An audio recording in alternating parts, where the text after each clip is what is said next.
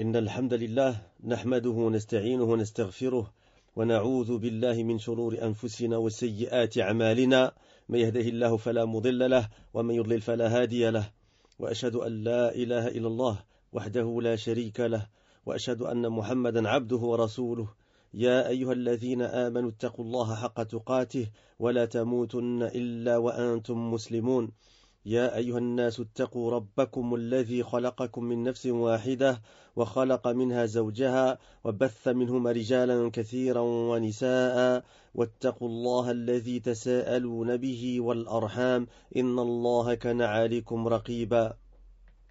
يا أيها الذين آمنوا اتقوا الله وقولوا قولا سديدا يصلح لكم أعمالكم ويغفر لكم ذنوبكم، ومن يطع الله ورسوله فقد فاز فوزا عظيما. أما بعد، فإن أصدق الحديث كتاب الله، وخير الهدي هدي محمد صلى الله عليه وسلم، وشر الأمور محدثاتها، وكل محدثة بدعة، وكل بدعة ضلالة، وكل ضلالة في النار، وبعد. Donc mes frères et sœurs en Allah Azza wa Jal, nous continuons ce séminaire avec nos frères en Allah Azza wa Jal. On ne va pas tous les citer, mais vous avez vu tous l'affiche. Et donc après le premier cours de notre grand frère Hassan et Oustad Hassan, Abu Abdurrahman al-Murrakushi, hafidahullah ta'ala, et avant celui de tout à l'heure de Abdul Karim Plessel, hafidahullah ta'ala, notre frère en Allah Azza wa Jal aussi, eh bien, il me revient de faire la troisième règle de l'épître Al-Risala Al-Qawad Al-Arba' de Cheikh al-Islam Muhammad ibn Abdul Wahhab rahimahullah ta'ala. Et donc cet illustre imam, ce grand savant de la communauté, il a dit, et c'est Al-Qa'idatu Thalitha, la troisième règle comme on l'a dit, أن النبي صلى الله عليه وسلم ظهر على أناس متفرقين في عباداتهم، منهم من يعبد الملائكة، ومنهم من يعبد الأنبياء والصالحين، ومنهم من يعبد الأشجار والأحجار، ومنهم من يعبد الشمس والقمر، وقاتلهم رسول الله صلى الله عليه وسلم ولم يفرق بينهم. والدليل قوله تعالى: وقاتلوهم حتى لا تكون فتنة ويكون الدين كله لله. ودليل الشمس والقمر قوله تعالى: ومن آياته الليل والنهار والشمس والقمر لا تسجدوا للشمس ولا للقمر واسجدوا لله الذي خلقهن إن كنتم إياه تعبدون. ودليل الملائكة قوله تعالى: ولا يأمركم أن تتخذوا الملائكة والنبيين أربابا، الآية. ودليل الأنبياء قوله تعالى: وإذ قال الله يا عيسى ابن مريم أأنت قلت للناس اتخذوني وأمي إلهين من دون الله، الآية. ودليل الصالحين قوله تعالى: أولئك الذين يدعون يبتغون إلى ربهم الوسيلة أيهم أقرب ويرجون رحمته يخافون عذابه، الآية. ودليل الأشجار والأحجار قوله تعالى: أفرأيتم اللات والعزى ومناة الثالثة الأخرى.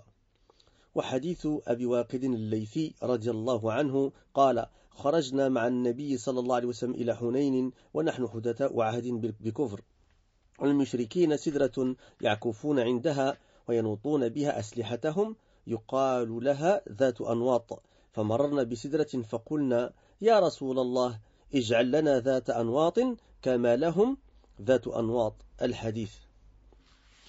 Qu'est-ce que nous dit Cheikh l'Islam Muhammad ibn Abdul Wahhab rahimahullah ta'ala dans cette troisième règle parmi les quatre règles de cette fameuse et bénéfique épître?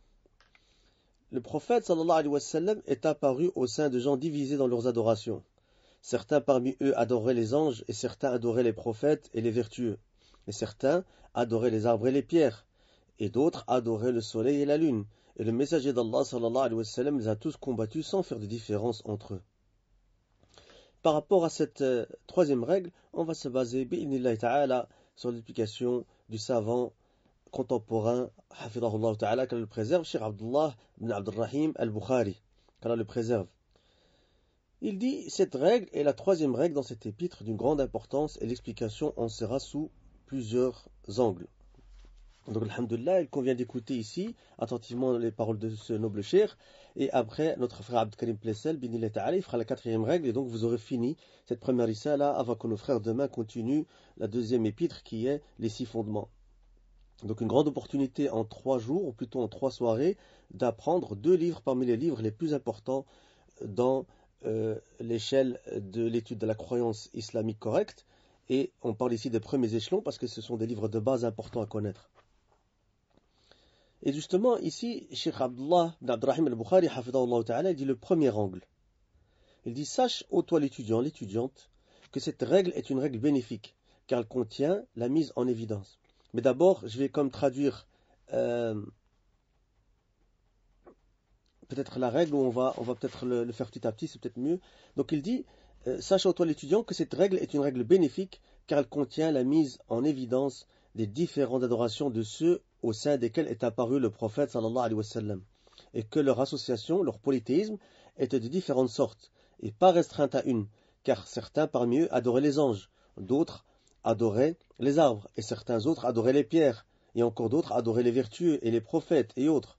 C'est-à-dire qu'ils n'étaient pas dans le même domaine en termes de shirk, en termes d'association, ou dans la même forme d'association.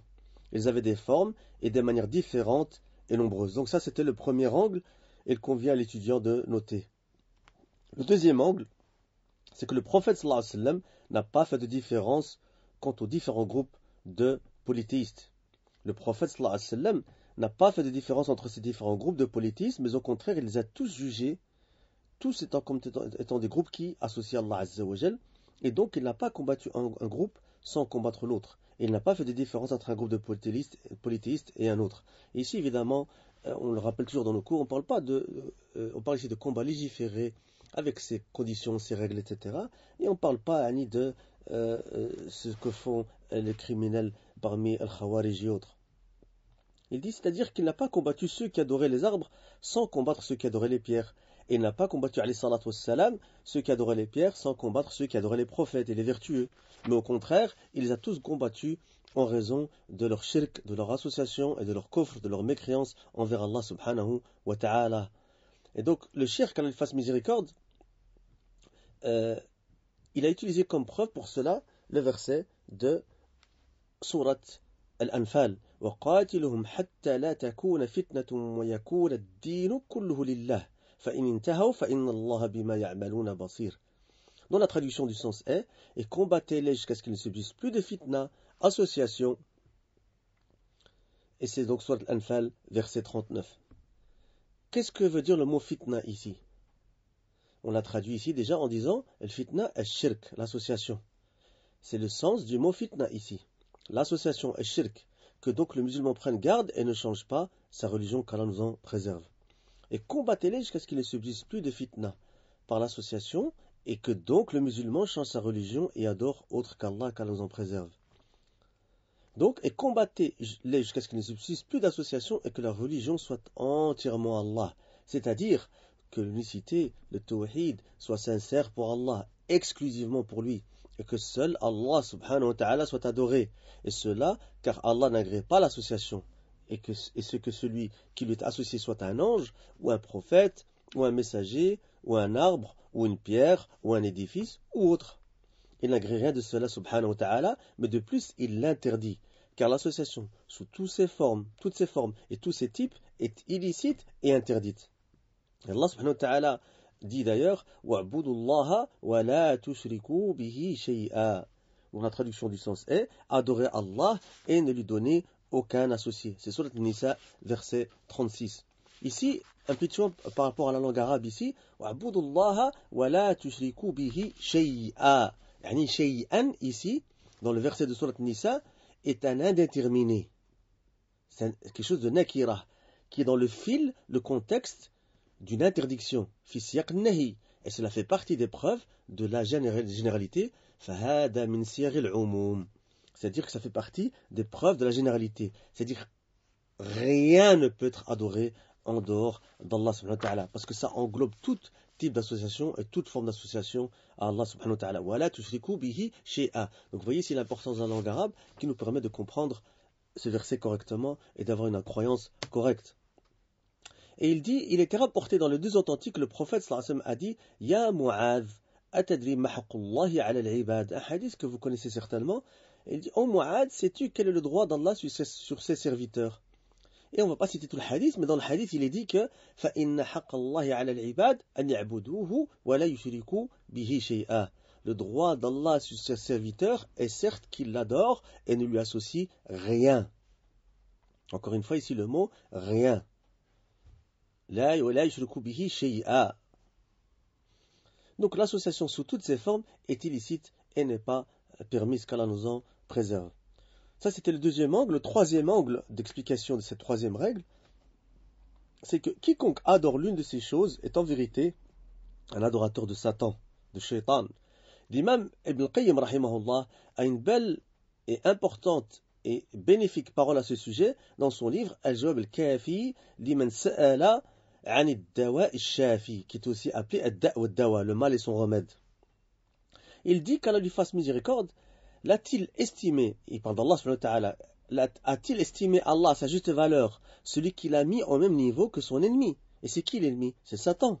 Dans ce qui est son droit à lui seul, subhanahu wa ta'ala, en termes de culte et de glorification et d'obéissance et de soumission et d'humilité et de crainte et d'espoir.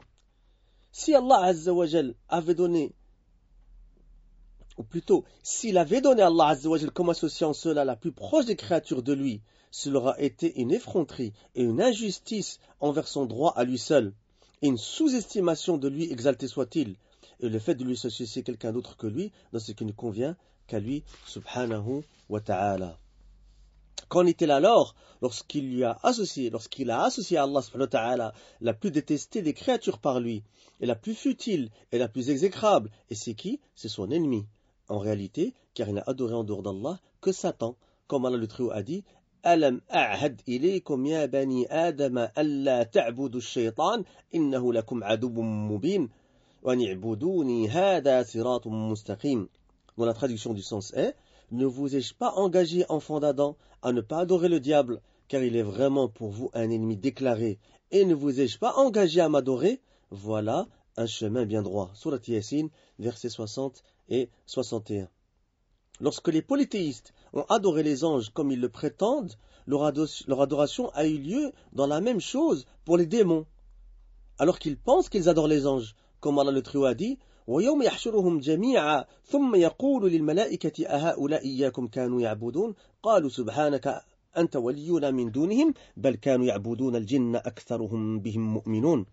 Dont la traduction du sens est, et un jour il les rassemblera tous, puis il dira aux anges, est-ce vous que ces gens-là adoraient? Ils diront, gloire à toi, tu es notre allié en dehors d'eux. Ils adoraient plutôt les djinns, en qui la plupart d'entre eux croyaient, et ce sont les versets 40 et 41 de Surat Saba.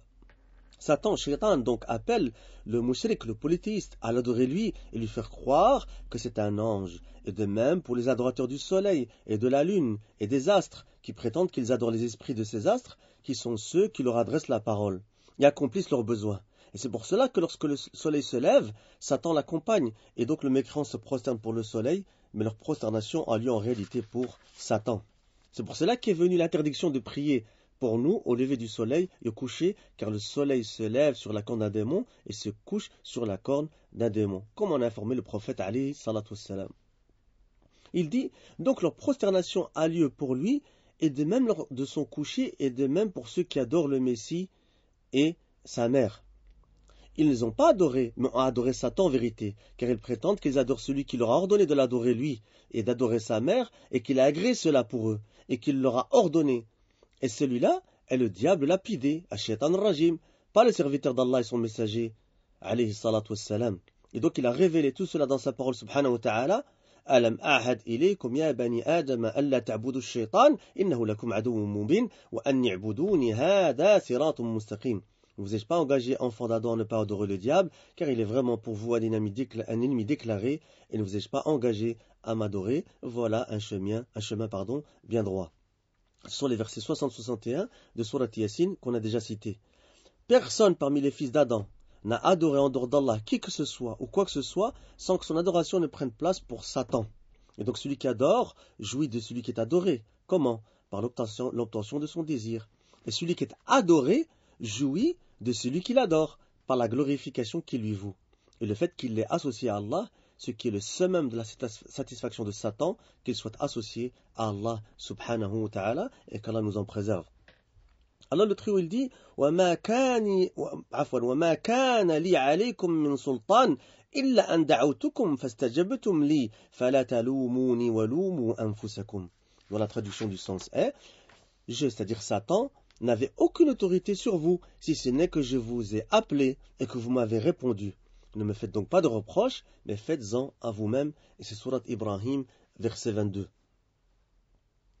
C'est pour cela qu'Allah subhanahu wa ta'ala dit ce dont la traduction du sens est, et le jour où il les rassemblera tous aux communautés des djinns, vous avez trop abusé des humains. C'est-à-dire en les égarant et les humiliant. On a cité ces versets. وَيَوْمَ يَحْشُرُهُمْ جَمِيعًا يَا مَعْشَرَ الْجِنِّ قَدِ اسْتَكْثَرْتُم مِّنَ الْإِنسِ.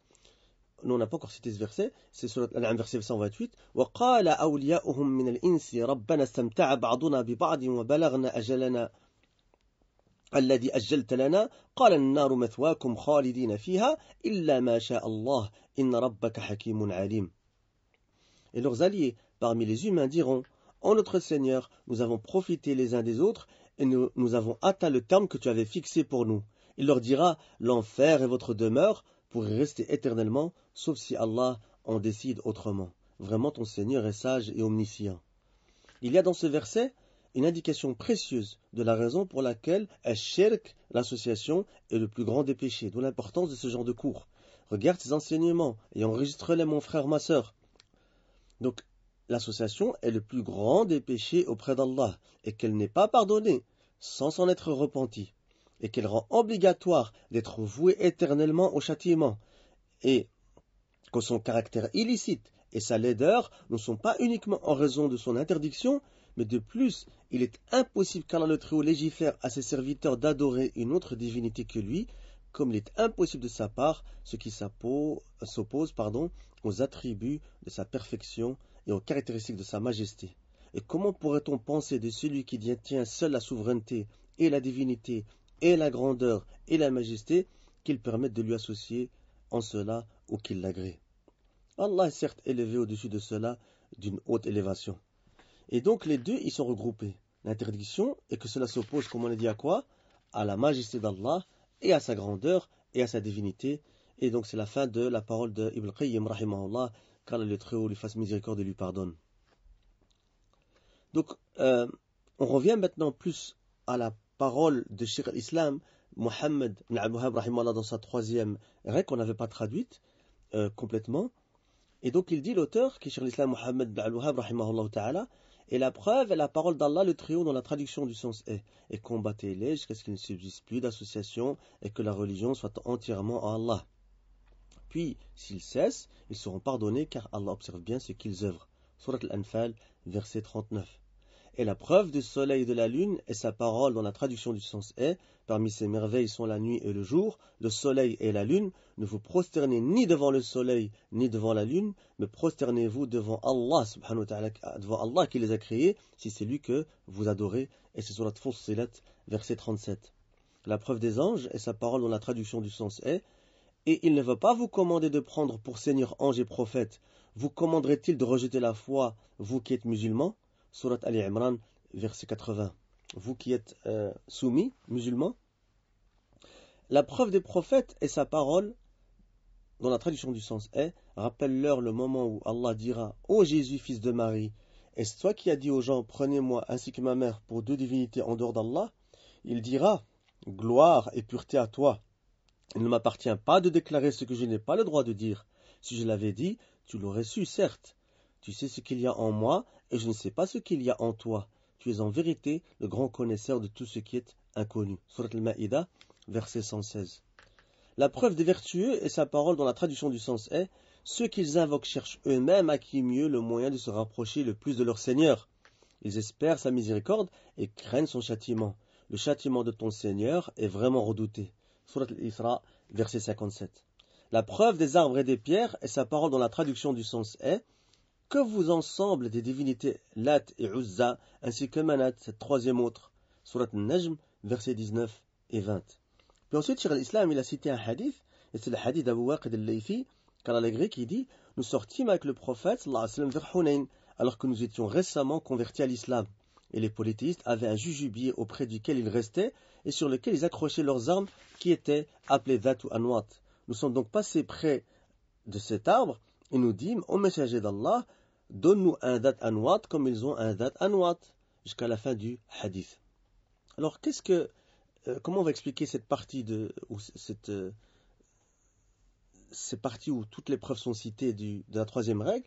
Eh bien, c'est le quatrième angle de l'explication du Cheikh Abdul Bukhari hafidahullah ta'ala. Il dit, dans le contexte de ces preuves, à sa parole, et la preuve du soleil et de la lune, la parole d'Allah le Très-Haut, وَمِنْ آيَاتِهِ اللَّيْلُ وَالنَّهَارُ وَالشَّمْسُ وَالْقَمَرُ لَا تَسْجُدُوا لِلشَّمْسِ وَلَا لِلْقَمَرِ وَاسْجُدُوا لِلَّهِ الَّذِي خَلَقَهُنَّ إِن كُنتُمْ إِيَّاهُ تَعْبُدُونَ.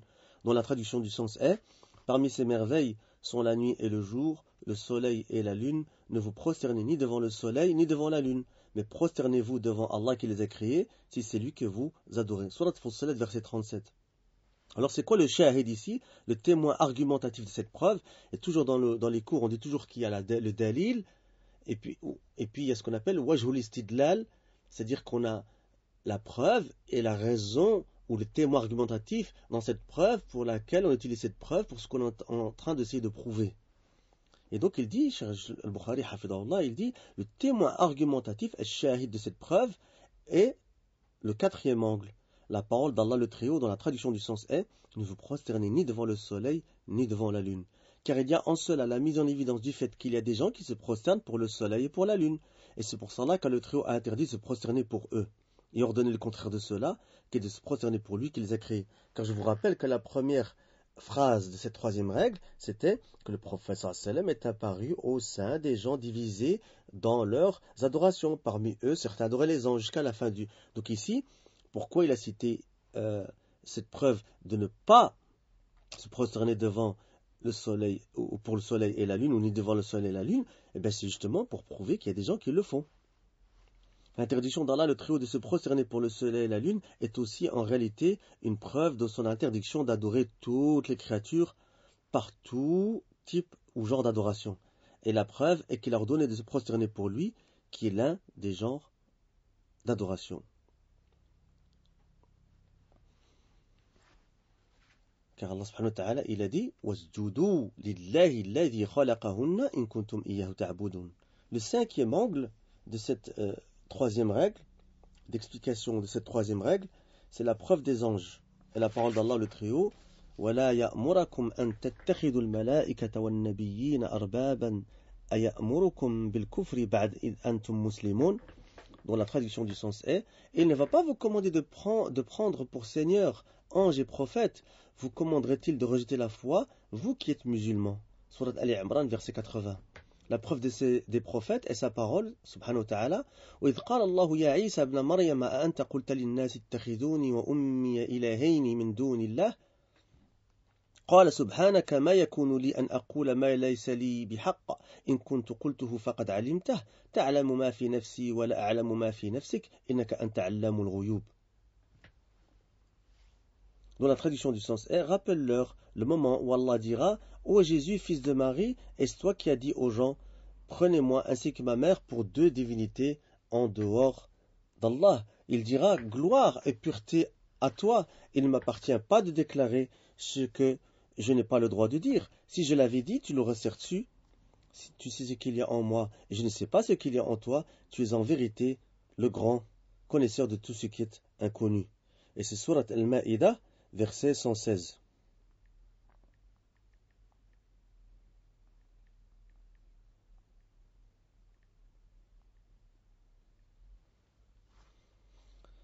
Je dis, et ici c'est qui parle évidemment? C'est Cheikh Abdullah al-Bukhari, hafidahullah.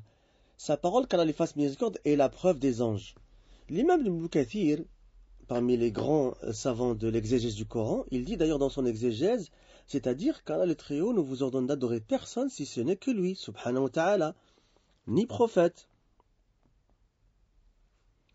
ni envoyé, ni ange rapproché, car il a dit, selon la traduction du sens est, dans le verset qu'on vient de citer de Surat Ali Imran, verset 80, c'est-à-dire, vous commanderait-il de rejeter la foi, vous qui êtes musulmans? C'est-à-dire, ne fait cela que celui qui a appelé à adorer autre qu'Allah. Et quiconque appelle à adorer autre qu'Allah aura appelé à la mécréance, au kufr. Et, or, les prophètes n'appellent qu'à la foi, qui est d'adorer Allah seul, sans lui donner d'associé. Comme il a dit, وَمَا أَرْسَلْنَا مِنْ قَبْلِكَ مِنْ رَسُولٍ إِلَّا نُوحِي إِلَيْهِ أَنَّهُ لَا إِلَهَ إِلَّا أَنَا فَاعْبُدُونِ. Donc la traduction du sens est, et nous n'avons envoyé avant toi aucun messager à qui nous n'ayons révélé point de divinité en dehors de moi. Adorez-moi donc. Surat Al-Anbiya, verset 25. Et il a dit, وَلَقَدْ بَعَثْنَا فِي كُلِّ أُمَّةٍ رَسُولًا أَنْ يَعْبُدُوا اللَّهَ وَاجْتَنِبُوا الطَّاغُوتَ. Dans la traduction du sens est, nous avons envoyé dans chaque communauté un messager pour leur dire, adorez Allah et écartez-vous du Taghut. Surat Nahl, verset 36. Également, وَاسْأَلْ مَنْ أَرْسَلْنَا مِنْ قَبْلِكَ مِنْ رُسُلِنَا أَجَعَلْنَا مِنْ دُونِ الرَّحْمَنِ آلِهَةً يُعْبَدُونَ. Dans la traduction du sens est, et demande à ceux de nos messagers que nous avons envoyés avant toi si nous avons institué en dehors de tout miséricordieux des divinités à adorer. Surat Zukhruf, verset 45. Il a dit informant au sujet des anges, وَمَنْ يَقُلْ مِنْهُمْ إِنِّي إِلَهٌ مِنْ دُونِهِ فَذَلِكَ نَجْزِيهِ جَهَنَّمَ كَذَلِكَ نَجْزِي الظَّالِمِينَ. Dans la traduction du sens est, et quiconque d'entre eux dirait je suis une divinité en dehors de lui, nous le rétribuerons de l'enfer, c'est ainsi que nous rétribuons les injustes. Surat Al-Anbiya, verset 29. Le sixième angle de l'explication de cette troisième règle, dans sa parole, c'est-à-dire la parole de Cheikh l'Islam, Muhammad ibn Abdul Wahhab rahimahullah, et la preuve des prophètes et sa parole dont la traduction du sens est, rappelle-leur le moment où Allah dira, ô Jésus, fils de Marie, est-ce toi qui as dit aux gens, prenez-moi ainsi que ma mère pour deux divinités en dehors d'Allah. Il dira, gloire et pureté à toi. Il ne m'appartient pas de déclarer ce que je n'ai pas le droit de dire. Si je l'avais dit, tu l'aurais su. Certes, tu sais ce qu'il y a en moi, et je ne sais pas ce qu'il y a en toi. Tu es en vérité le grand connaisseur de tout ce qui est inconnu. Surat Al-Ma'ida, verset 116. Encore une fois, on a la parole de l'imam Ibn Kathir dans son exégèse, dans son tafsir du Coran, et il dit, ceci fait partie de ce qu'Allah dira à son serviteur et son messager Isa, le fils de Maryam, Isa, le fils de Marie, le jour du jugement dernier, en présence de ceux qui l'ont pris, lui et sa mère, comme divinité en dehors d'Allah. Ce dont la traduction du sens est, rappelle-leur le moment où Allah dira, ô Jésus, fils de Marie, est-ce toi qui as dit aux gens, prenez-moi ainsi que ma mère pour deux divinités en dehors d'Allah. Il dit qu'Allah lui fasse miséricorde, Ibn Kathir, et ceci est une menace aux chrétiens, et une réprimande et un reproche sévère en public. C'est ce qu'ont dit Qatada et d'autres. Jusqu'à ce qu'ils disent, l'imam Ibn Kathir, rahimahullah, et sa parole dont la traduction du sens est, gloire et pureté à toi, il ne m'appartient pas de déclarer ce que je n'ai pas le droit de dire. Cheikh al-Bukhari, il dit, regarde ce point sur lequel il attire l'attention. Ceci a été facilité par Allah à Isa alayhi salam, à ce qu'il soit plein de politesse dans sa réponse parfaite, car il fut plein de politesse dans sa réponse avec Allah, le Très-Haut subhanahu wa ta'ala, et envers Allah subhanahu wa ta'ala. Il dira, gloire et pureté à toi, il ne m'appartient pas de déclarer ce que je n'ai pas le droit de dire. Si je l'avais dit, tu l'aurais certes su. Tu sais ce qu'il y a en moi, et je ne sais pas ce qu'il y a en toi. Tu es en vérité le grand connaisseur de tout ce qui est inconnu. Et ceci fait partie du bon comportement, des bonnes manières. Le très savant Abdurrahman ibn Nasr al-Sa'di, qu'Allah lui fasse miséricorde, il a dit, en expliquant là aussi un savant de l'exégèse, ou le cheikh principal peut-être même de Cheikh al-Uthaymin, rahimahullah, il dit, il ne m'appartient pas, donc par rapport au verset dont la traduction du sens est, il ne m'appartient pas de déclarer ce que je n'ai pas le droit de dire, il dit, Cheikh Sa'di, rahimahullah, il ne s'y est pas, il ne convient pas que je déclare quelque chose qui ne fasse pas partie de mes caractéristiques ni de mes droits. Et c'est quoi ça ici? Eh bien, c'est prenez-moi ainsi que ma mère pour deux divinités en dehors d'Allah. Il ne s'y est pas, il ne convient pas que je déclare quelque chose qui ne fasse pas partie de mes caractéristiques, ni de mes droits. Car nul et personne parmi les créatures, ni les anges rapprochés, ni les prophètes envoyés, ni qui que ce soit d'autre, n'a le droit ou le mérite en la divinité, mais au contraire, tous sont des serviteurs qui sont administrés et des créatures assujetties, c'est-à-dire à son ordre subhanahu wa ta'ala, et c'est la fin de la parole du grand savant Abdurrahman ibn Nasr al-Sa'di, rahimahullah ta'ala. Le septième angle de cette troisième règle, ou de l'explication de cette troisième règle, il dit, et on parle de Cheikh l'Islam, l'auteur ici, et la preuve des vertueux est sa parole, أولئك الذين يدعون يبتغون إلى ربهم الوسيلة أيهم أقرب ويرجون رحمته ويخافون عذابه إن عذاب ربك كان محذورا. dont la traduction du sens est ceux qu'ils invoquent cherchent eux-mêmes à qui mieux le moyen de se rapprocher le plus de leur Seigneur, jusqu'à la fin du verset, Surat Al-Isra, verset 57. Ici, Al-Wasila, dans le verset, est l'obéissance et le rapprochement, car parmi les sens du tawassul, c'est le rapprochement. Donc Al-Wasila est le rapprochement. L'auteur d'Al-Qamus a dit, Wassala ila Allah ta'ala tawsila, il a fait une action par laquelle il se rapproche de lui comme tawassul. Fin de citation, qu'Allah lui fasse miséricorde. Donc sa parole dans le verset, dans la traduction du sens, ils cherchent eux-mêmes à qui mieux le moyen de se rapprocher le plus de leur Seigneur, c'est-à-dire qu'ils cherchent à se rapprocher de leur Seigneur par l'obéissance, à ta'a. Et donc en se basant sur cela, il est obligatoire au serviteur de prendre pour moyen de se rapprocher d'Allah ce qui lui est légiféré, mashrou', ou ce qui lui est permis comme moyen de se rapprocher de lui. Il n'était pas permis de prendre ce qui n'est pas permis pour moyen de te rapprocher d'Allah. Il ne t'est légiféré ou il ne t'est préférable de prendre pour moyen de te rapprocher de lui que ce que lui t'a légiféré dans son livre, le Coran, ou par la parole de son messager, sallallahu alayhi wa sallam. Donc quiconque prend des intermédiaires parmi les créatures entre lui et Allah, les invoquant et les prenant pour moyen de se rapprocher d'Allah et les utilisant comme intercesseurs auprès d'Allah, shufa'a, aura alors pris comme moyen de se rapprocher d'Allah ce qui n'est pas permis et il aura associé en cela à Allah autre que lui, subhanahu wa ta'ala, qu'Allah nous en préserve. Il a été rapporté dans les deux authentiques, Al-Bukhari ou Muslim, ce qui met en évidence la raison pour laquelle ce verset a été révélé. Il a été rapporté de Abdullah ibn Mas'ud, qu'Allah le Très-Haut l'a gré, qu'il a dit « Il y avait des êtres humains qui adoraient des djinns, mais les djinns se sont convertis à l'islam, alors que les êtres humains sont restés attachés à leur religion, c'est-à-dire à leur adoration, alors que les djinns, eux, se sont convertis à l'islam. » Dans une autre version, des djinns étaient adorés, mais eux se sont convertis à l'islam. Le très savant Sa'di, qu'Allah lui fasse miséricorde, il dit dans son exégèse du Coran, Allah le Très-Haut a informé que ceux qu'ils adorent en dehors de lui sont affairés et occupés par leur préoccupation à adorer Allah et à chercher le moyen de se rapprocher d'Allah le Très-Haut. Ceux qu'ils invoquent, c'est-à-dire parmi les prophètes et les vertus et les anges, cherchent eux-mêmes à qui mieux le moyen de se rapprocher le plus de leur Seigneur. C'est-à-dire qu'ils sont en compétition dans le fait de se rapprocher de leur Seigneur. Et ils font ce qu'ils peuvent comme action vertueuse, l'amal saliha, qui rapproche de lui et de sa miséricorde. Et craignent son châtiment. Et donc ils s'écartent de tout ce qui les fait arriver au châtiment. Le châtiment de ton Seigneur est vraiment redouté. Mahdoura. Donc, ils s'écartent de tout ce qui les fait arriver au châtiment. Le châtiment de ton Seigneur est vraiment redouté. C'est-à-dire que c'est celui au sujet duquel il est obligatoire de redouter fortement et de se protéger de ses causes. Ces trois choses ici, la crainte, l'espoir et l'amour, par lesquels Allah a décrit ceux-là qui sont proches de lui, ces trois choses sont le fondement et la matière dans tout bien. Et celui pour lesquels elles sont concrétisées, ces affaires sont concrétisées.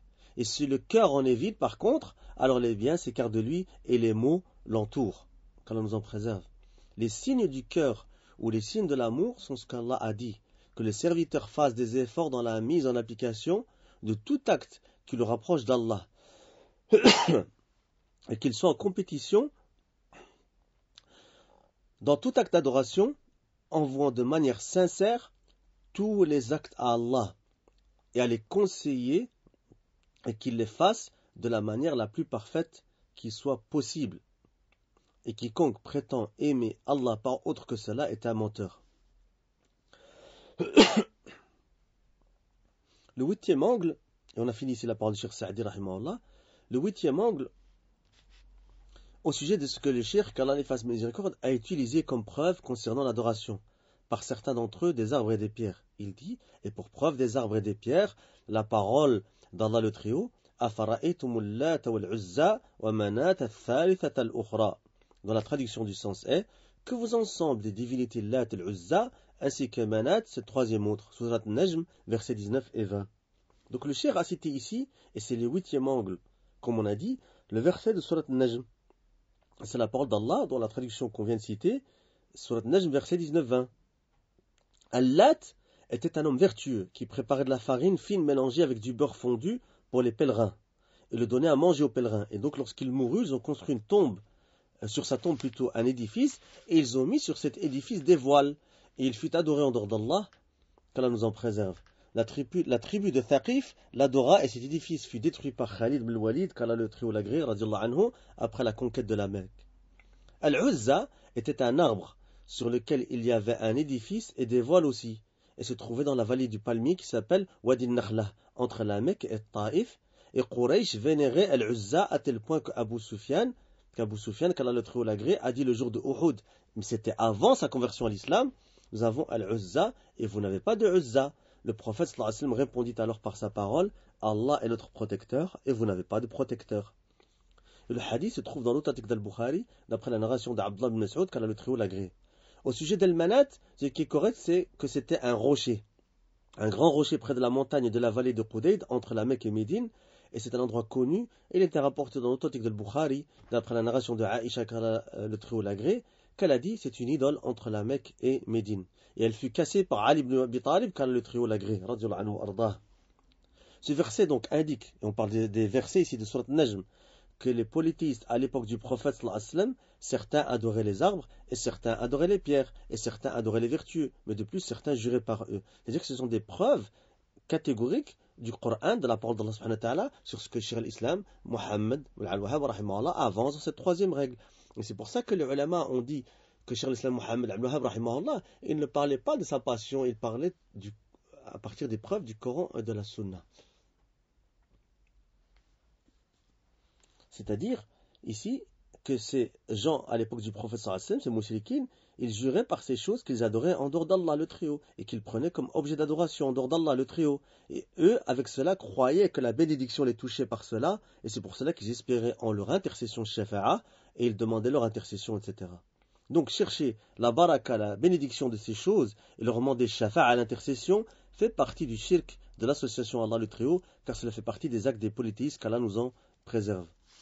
Le 9e angle de cette explication de cette troisième règle, le cheikh, c'est-à-dire Cheikh al-Islam, Muhammad ibn al-Wahhab, qui est l'auteur des 4 règles et l'auteur des 6 fondements que vous allez étudier, Inch'Allah, avec nos frères demain, ou plutôt vous allez commencer aujourd'hui, Inch'Allah, avec Saad, hafidahullah ta'ala, eh bien, il dit, le cheikh a cité à la fin de cette règle le hadith d'Abu Waqid al-Laythi, qu'Allah le Très-Haut l'agré, et le cheikh, qu'Allah lui fasse miséricorde, n'a pas indiqué qui a rapporté le hadith. C'est-à-dire que dans son épître et dans le texte originel des 4 règles, il n'a pas fait le takhrij du hadith.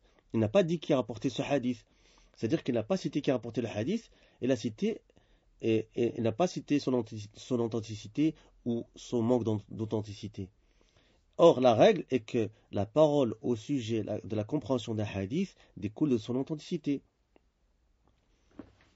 C'est pour ça que surtout beaucoup d'ulama disent Sharh al-hadith far'un an tashihihi.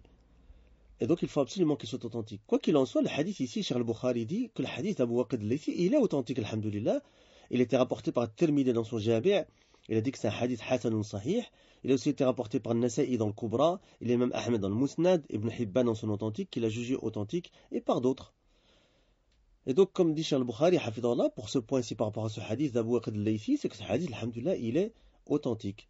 Abu Waqid dit, radiyallahu anhu arda, nous étions sortis avec le prophète sallallahu alayhi wa sallam vers Hunayn. Hunayn, c'est quoi? C'est une vallée entre Taïf et la Mecque, mais plus proche de la Mecque, qui est à peu près à 26 000 à l'est de la Mecque. Et la bataille célèbre qui y eut lieu, la bataille de Hunayn, qui eut lieu au mois de Shawwal, en l'an 8 de l'Hégire, la 8e année après l'Hégire du prophète sallallahu alayhi wa sallam. Il dit, nous étions sortis avec le prophète sallallahu alayhi wa sallam vers Hunayn, alors que nous étions fraîchement convertis à l'islam. C'est-à-dire que nous étions dans la mécréance il y a peu de temps. C'est-à-dire que notre conversion à l'islam était il y a peu de temps. Et les politistes, il dit, avaient un jujubier auprès duquel ils restaient. Al-Ukouf, ici parce qu'il a dit Ya'koufuna indaha, Al-Ukouf, c'est Al-Iqama, la résidence sur une chose à un endroit, et fait partie de ce sens la parole d'Allah Azza wa Jal, إِذْ قَالَ لِأَبِيهِ وَقَوْمِهِ مَا هَذِهِ التَّمَاثِيلُ الَّتِي أَنْتُمْ لَهَا عَاكِفُونَ. Que sont ces statues auxquelles vous vous attachez, Surat Al-Anbiya, verset 52. Auprès duquel ils restaient, donc Abu Waqid al-Laythi continue, il dit, auprès duquel ils restaient, ils y attachaient leurs armes à cet arbre, et le sens de Yanutuna, c'est-à-dire yu'alliqun, ils y accrochaient, ils y attachaient leurs armes, qui était appelé Vatu Anwat. Et donc nous passons près d'un jujubier et nous dîmes, ô messager d'Allah, donne-nous un Vatu Anwat comme ils ont un Vatu Anwat. Al-Hadith, c'est-à-dire jusqu'à la fin du hadith. Quelle est la suite du hadith? C'est que le prophète a dit, Allahu Akbar, Allah le plus grand.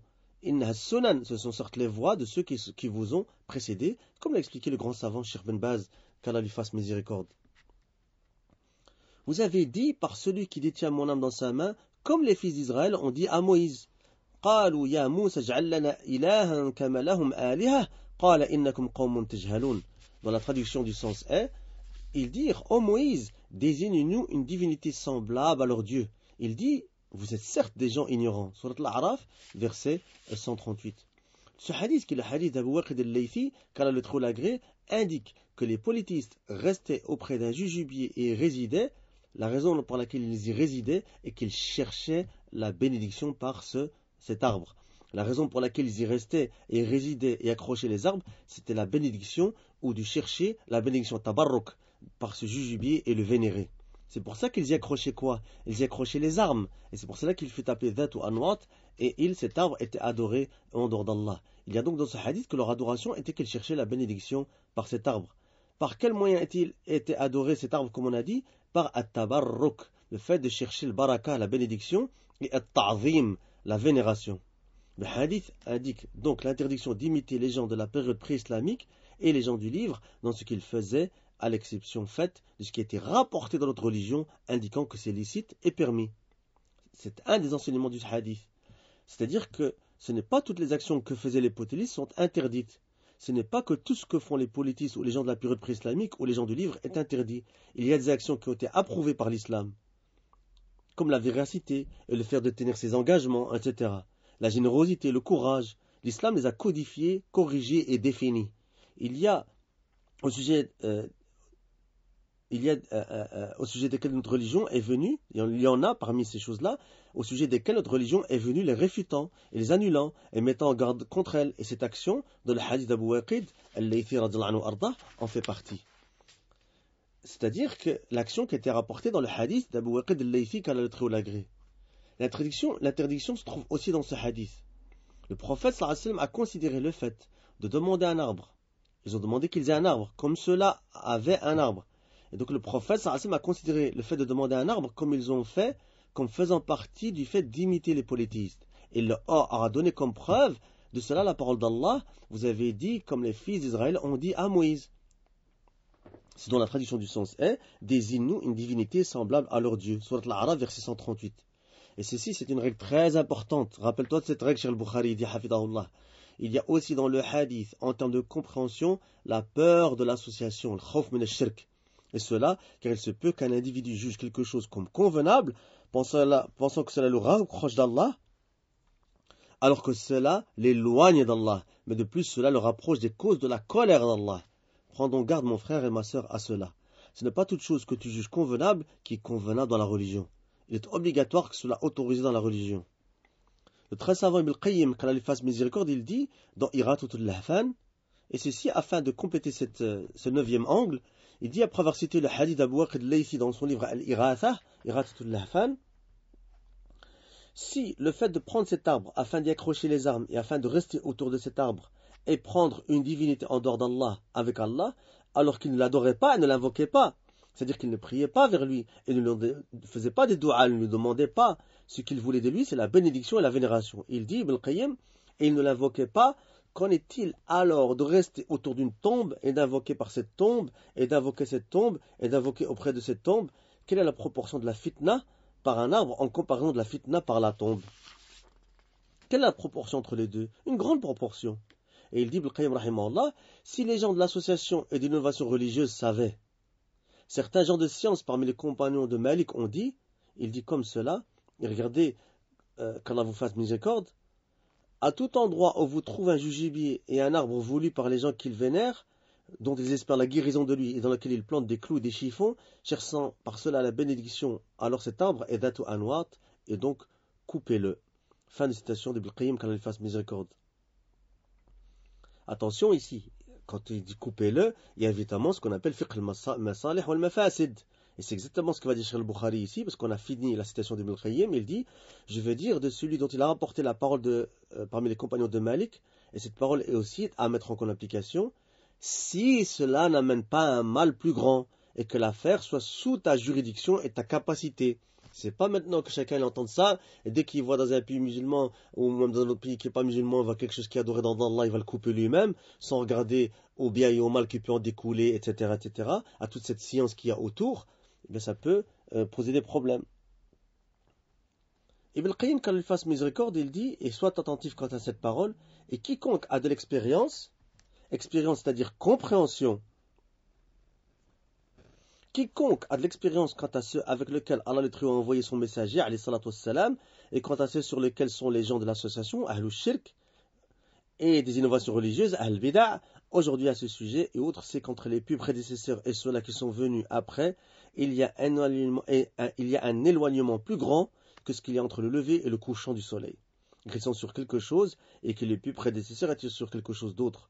C'est-à-dire qu'ils transgressent la voie des plus prédécesseurs, comme il a été dit, et c'est la traduction de certaines lignes de poésie en langue arabe. Elle est allée vers le levant, je suis allé vers le couchant. Quelle différence entre celui qui va vers le levant et celui qui va vers le couchant.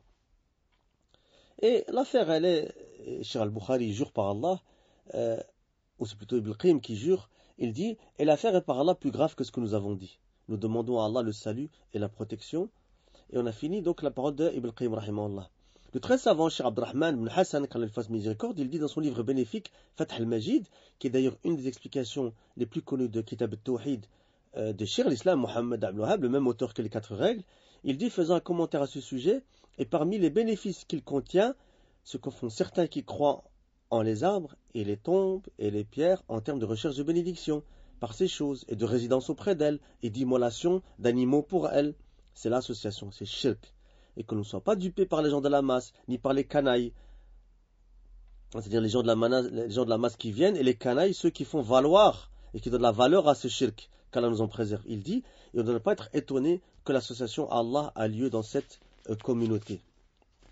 Si certains compagnons ont pensé que c'était un bien et l'ont demandé au prophète sallallahu alayhi wa sallam jusqu'à ce qu'il leur explique que cela est comme la parole des fils d'Israël à Moïse, dont la traduction du sens est « En Moïse désigne-nous une divinité semblable à leur Dieu », il dit « Comment cela ne pourrait-il pas alors être caché à ceux qui sont moindres qu'eux, c'est-à-dire ceux qui sont moindres que les compagnons en termes de degré et de statut ?» Il dit « Comment cela ne pourrait-il pas alors être caché à ceux qui sont moindres qu'eux en termes de science et de vertu de multiples fois, alors que l'ignorance est prédominante ? Et après le temps des traces de la prophétie. Mais de plus, leur ont été cachées les immenses associations à Allah dans la divinité et dans la seigneurie. Et donc ils ont multiplié le fait de le commettre et l'ont pris comme acte d'adoration qu'Allah nous en préserve. Et il dit aussi, et fait partie de cela, c'est-à-dire fait partie des enseignements et des jugements, et prête attention à cela, que ce qui est pris en considération dans les jugements, ce sont les sens et pas les noms, c'est-à-dire les réalités et les preuves. Et c'est pour cela que le prophète sallallahu alayhi wa sallam a considéré leur demande comme la demande des fils d'Israël. Et il n'a pas prêté attention au fait qu'ils l'ont appelé Dhat ou Anwat, car le polythéiste, et ce même s'il nomme son association de n'importe quel nom, comme celui qui nomme le fait d'invoquer les morts et d'immoler pour eux et de leur prêter des vœux, etc., il l'appelle vénération ou amour, etc., etc. Cela est quand même de l'association à Allah, et ce même s'il le nomme de n'importe quel nom, et ainsi de suite. Et avec cela, on a fini le 9e angle, et c'était le dernier angle de l'explication de cette 3e règle de Cheikh l'Islam, Mohammed ibn Abdul Wahhab rahimahullah ta'ala, et l'explication de Cheikh Abdullah ibn Abdurrahim al-Bukhari, qu'Allah le préserve et le récompense en bien. Et on a fini avec cela, ce 2e cours de ce séminaire. Et donc, d'ici normalement 12 minutes, si je ne me trompe pas, en tout cas, oui c'est ça, d'ici 12 minutes, Inch'Allah, notre frère Abd Karim Plessel devrait reprendre la 4e et dernière règle de cette épître, qu'Allah le récompense en bien et le préserve. Wallahu a'lam. وسبحانك اللهم وبحمدك أشهد أن لا إله إلا أنت أستغفرك وأتوب إليك جزاكم الله خيرا. Et donc moi je vais